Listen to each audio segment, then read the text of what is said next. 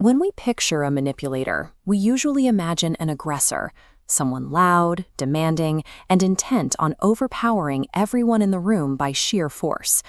Our psychological threat detection systems are calibrated to spot that specific kind of dominance. If someone shouts or issues a rigid demand, our mental defenses activate immediately.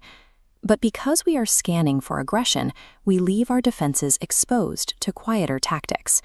This blind spot is where the covert narcissist operates. They are a distinct type of predator, one who bypasses the concept of dominance entirely. They do not use force to gain compliance. By watching the horizon for a classic villain, we willingly open our front doors to the actual threat. Human beings operate on a universal assumption that vulnerability indicates weakness, and weakness implies safety. If someone is hurting, we assume they cannot hurt us. The covert narcissist engineers that exact assumption. They take a state of apparent weakness and calibrate it into an offensive weapon.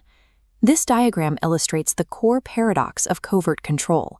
A manipulator gains authority over an environment through a deliberate display of powerlessness. Stacking weights of helplessness on their side of the scale mechanically forces the control metric up on yours. Recognizing the mechanics of weaponized vulnerability is the requirement for spotting the manipulator before their trap closes. We can audit this manipulation by looking at the victim-hero cycle. It is a sequential, measurable behavioral algorithm, and it begins right at the perimeter of a target's psychological defenses. The cycle starts when the covert narcissist projects a state of chronic crisis or extreme helplessness.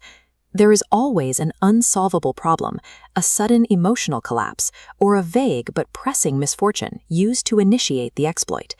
This manufactured self-pity is psychological camouflage. The threat is masked by a soft exterior, gliding past your natural warning systems. Empathy misreads the data. Instead of a threat, it registers a genuine cry for help, becoming the access point to bypass your boundaries. Your greatest moral asset is hijacked and used to dismantle your own defenses. Once that boundary is breached, the internal reality of the relationship shifts. The dynamic locks into place.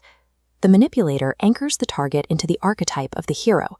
You are now assigned an obligation to rescue, to soothe, and to manage the perpetual fallout of their manufactured crises.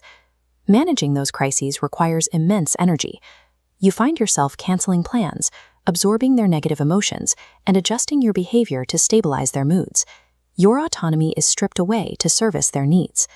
This flowchart reveals the hidden power dynamic. Look at the direction of the current. The person constantly demanding to be saved is the one dictating the terms, the schedule, and the emotional temperature of the entire connection. Stepping into the role of the hero is a meticulously designed prison where the victim maintains total authority over the environment. When we zoom out and look at the completed victim-hero loop, we see its effect on the target's mind. Over time, your perception of reality degrades. The covert narcissist's ultimate objective is absolute control of the narrative. By maintaining a permanent status of victimhood, they ensure they are never held accountable for their manipulation or the exhaustion they cause. If the hero attempts to enforce a healthy boundary, that attempt is instantly weaponized. The narcissist treats the boundary as an attack, launching an immediate counter-accusation to claim further victimhood. This creates a final psychological inversion. The environment becomes so thick with guilt that the actual target of the manipulation begins to apologize. They start to believe they are the aggressor. To protect our boundaries, we have to recalibrate our threat detection.